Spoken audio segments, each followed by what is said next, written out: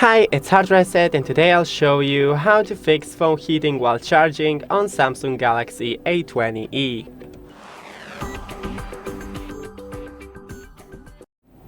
So, first things first, it is totally normal for your phone to heat while charging, especially when you're using a fast charging, but we can minimize that.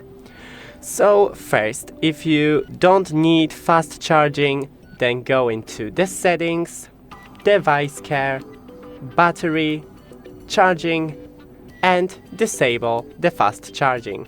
I can't do it because I am charging right now, but yes, disable and plug your phone back.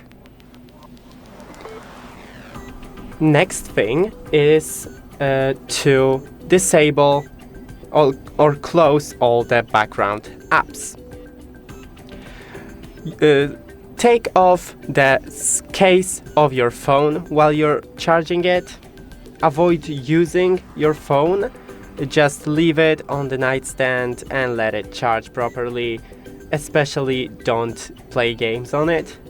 Use the original cable and a charger and charge in a cool and ventilated area. Thanks for watching, don't forget to leave a like and see you in the next one.